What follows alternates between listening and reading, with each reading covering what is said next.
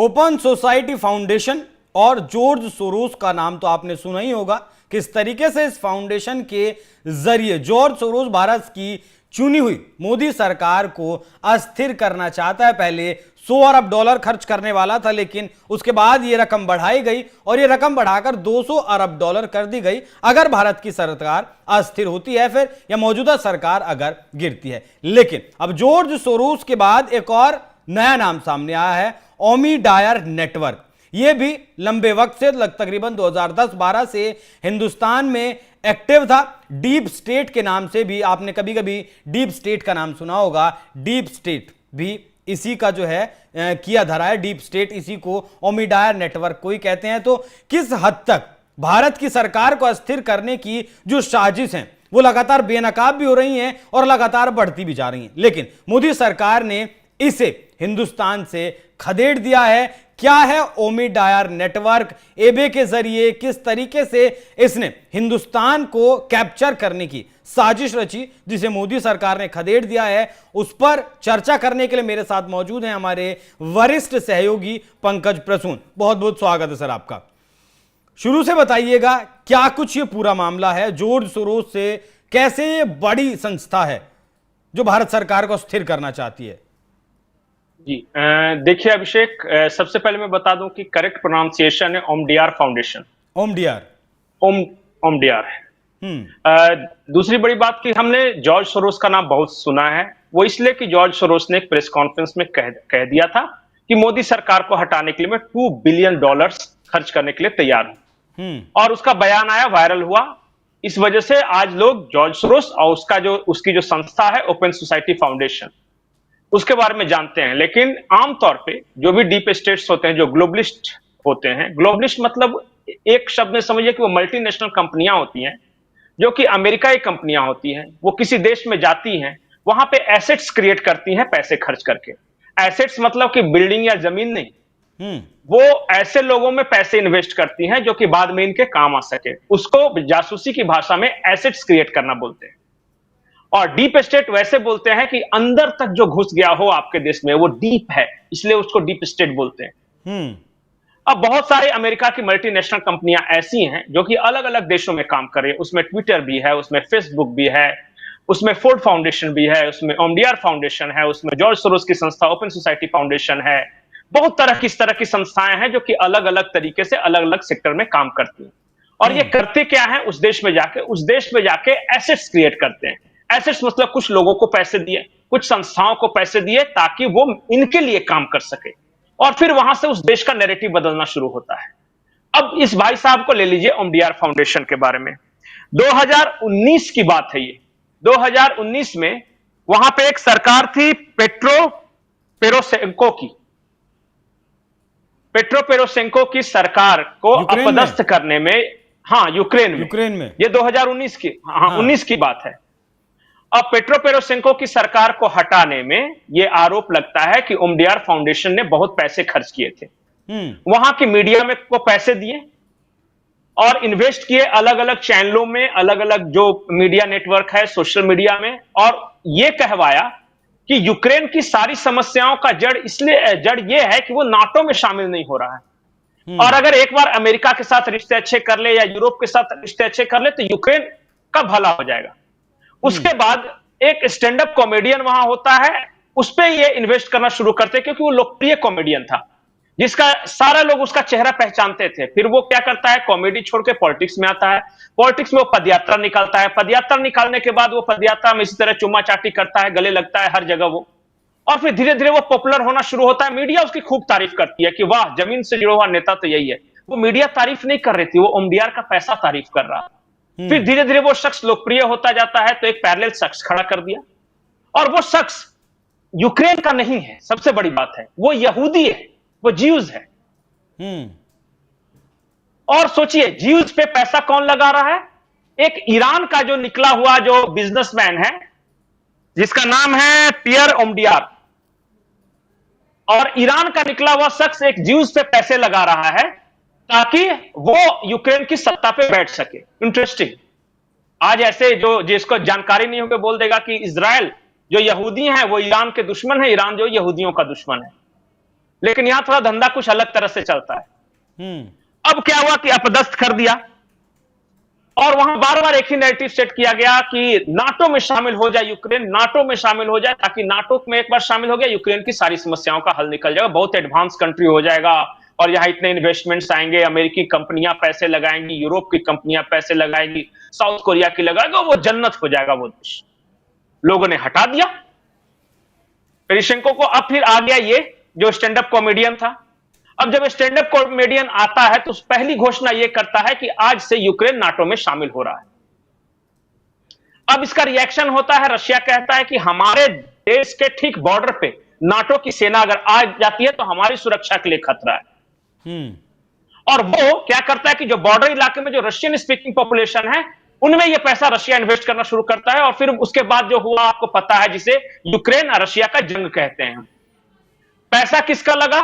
ओमडीआर foundation का। वो है कहां की कंपनी?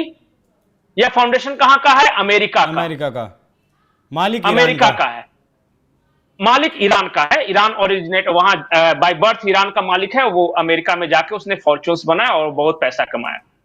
अब ठीक भारत में वही पैटर्न देखिए।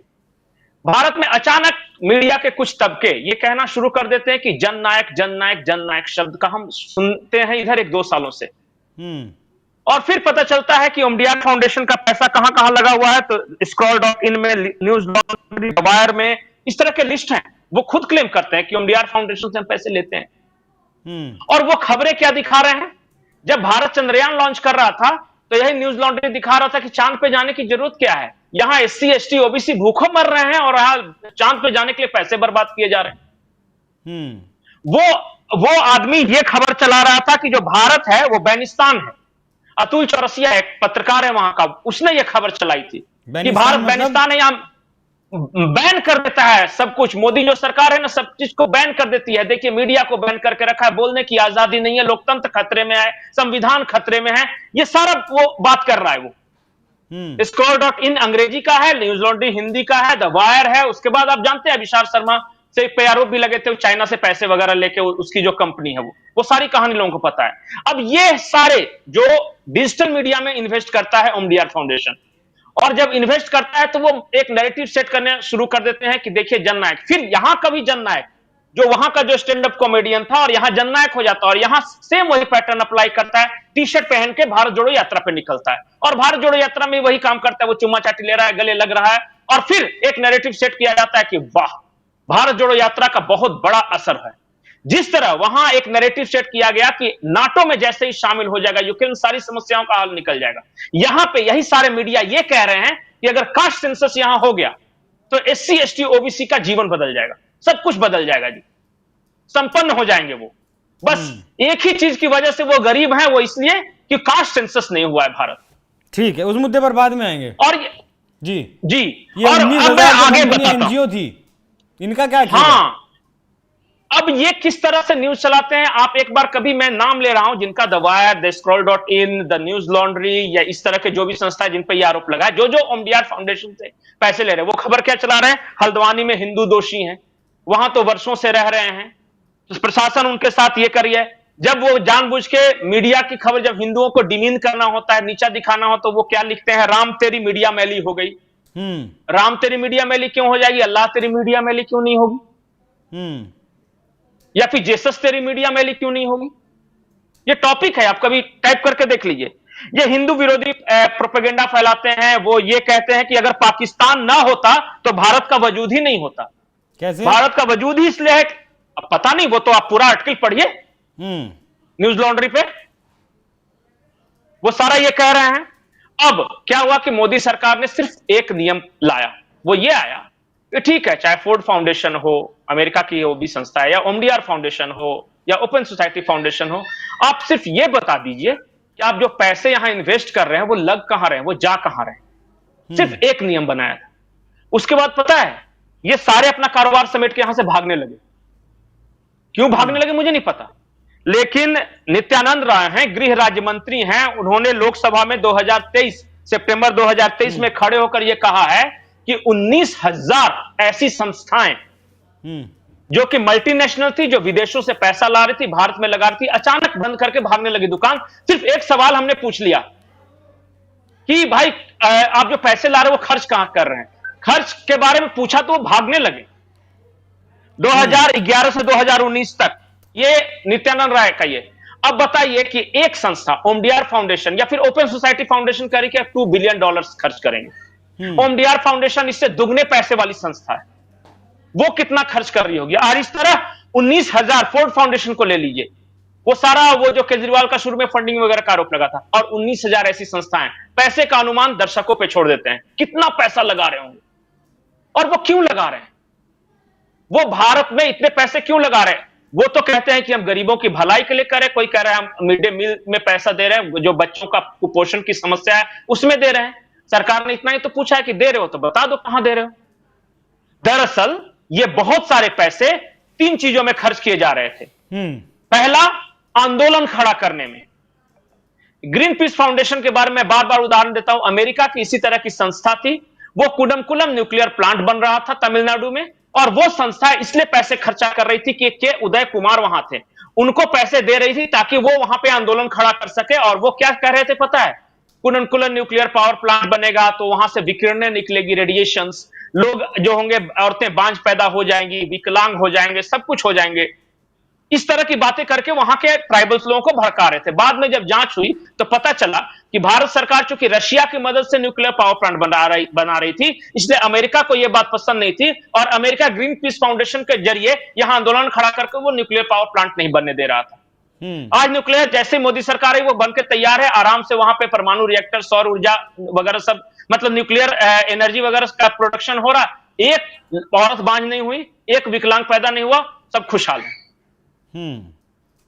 और मैं बताता हूं, इस तरह की संस्था, एक नर्मदा बचाओ आंदोलन चला था मेधा पाटकर, वो नर्मदा नदी पे एक बहुत बड़ा बांध बनने वाला था, सरदार सरोवर डैम। वहां पे आसपास के आदिवासी इलाकों में गरीबों के बीच यह अफवाह फैलाया गया कि जैसे ही नर्मदा डैम बनेगा, सरदार सरोवर डैम, आप लोग डूब जाओगे और पता चलेगा कि जो दूसरी तरफ है वो सुखाड़ पड़ जाएगा और सब भूखे मर जाओगे, और काफी पैसे कमाए।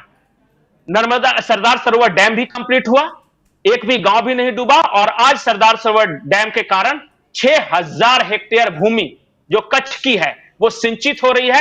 वो इलाका बंजर था जहां कुछ नहीं होता था, वो आज ग्राउंडनट प्रोडक्शन में सबसे नंबर 1 है, और गुजरात के कई हजार गांवों में वो पानी पहुंच रहा है, बिजली का प्रोडक्शन हो रहा है वहां से। लेकिन चूंकि हिंड्रेंस था, रोक रहे थे। और उस वक्त भी मीडिया में बहुत सारे लोग थे, मेधा पाटकर, गरीबों की नायिका के उदय कुमार, ये देखो गरीबों के लिए लड़ने वाला। आज मैं कह दूं कि आज धरने पर बैठने वाले और उनका दलाल अगर कह दे कि हमारी रेट बढ़ाओ, तो यही योगेंद्र यादव और टाइप के लोग वहां जाके बैठ जाएंगे कि हाँ बढ़ाओ बढ़ाओ बढ़ाओ दलाली का रेट। नहीं, वो ये धंधा है इनका जी, वो एक और ये सारे पैसे कहां से आ रहे? मैं तो साफ साफ बोल रहा हूं कि ये सारे पैसे ओमडीआर फाउंडेशन यहां से भागा क्यों? सिर्फ सरकार ने कहा था कि बता दो पैसे ला रहे हो, खर्च कहां कर रहे हो। राहुल गांधी से क्या कनेक्शन इनका? देखिए मैं आपको बताता हूं, बहुत इंटरेस्टिंग है। जब यूपीए की सरकार बनी तो बाकी जो भारत की जितनी भी सरकार बनी है, वो एक प्रधानमंत्री होता है, एक मंत्रिमंडल होता है, मंत्रिमंडल के सलाह से प्रधानमंत्री देश चलाता है, यही होता है। यही होता है ना। लेकिन यूपीए की सरकार जुदा थी इस मामले में। वहां एक प्रधानमंत्री था, उसका एक मंत्रिमंडल था, लेकिन उसके पैरेलल एक सुपर सीएम थी और उसका एक मंत्रिमंडल अपना था जिसको सलाहकार मंडल कहा जाता था। सोनिया गांधी वो सुपर सीएम थी और सलाहकार मंडल में कौन थे? हर्ष मांदर, अरुणा रॉय, मेधा पाटकर, इस तरह के जो जितने सारे एनजीओ के लोग थे बना के रखा था। अब कोई भी वो चीज पॉलिसी जब पास करती थी, जो मनमोहन सिंह की कैबिनेट पास करती थी, ये अड़ंगा लगाती थी। और इनका कितना दखल था कि जितने एनजीओ सब करोड़पति अरबपति, एक के पास पैसे की कमी नहीं, बेहिसाब पैसा आया। और ये सारे आप सलाहकार मंडल, सोनिया गांधी सलाहकार मंडल के सदस्यों का नाम आप निकालिए, मैंने 3-4 नाम कहे, उसमें बड़े बड़े वकील भी थे, बड़े बड़े एनजीओ चलाने वाले थे। ये क्या कर रहे थे? ये सलाह देने के नाम पे धंधा कर रहे थे, धंधा। यहां गरीबों की तस्वीरें खींचकर और यूरोप में दिखाते थे। एक अंग्रेज को यहां बुलाया और मुंबई की गंदी बस्तियों पर फिल्म बनवाया, और उस फिल्म में यह दिखाया गया कि भारत के स्लम से बच्चे टट्टी में छलांग लगाते हैं, और उसको ऑस्कर पुरस्कार दिलवाया। नाम था सिनेमा का स्लमडॉग मिलियनेयर। भारत की गरीबी को दिखा दिखाकर वो पैसे लाते थे, और यह धंधा था उनका।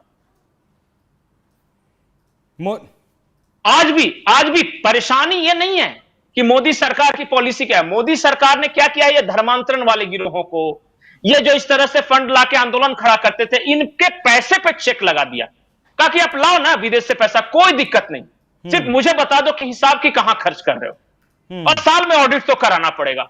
इतने ही बिल्कुल। में सब भाग रहे हैं और कह रहे हैं कि गरीबों के पेट पे लात मार रहे हैं, संविधान बदल देंगे, कास्ट सेंसस जरूरी है। पता चला कि दक्षिण वाले अच्छे हैं तो उत्तर वाले बुरे हैं, तो इसीलिए ईसाई तो के ज्यादा साथ बिल अन्याय, बनाए हुए नहीं तो, है और फॉरेन फंडिंग बंद हो गई।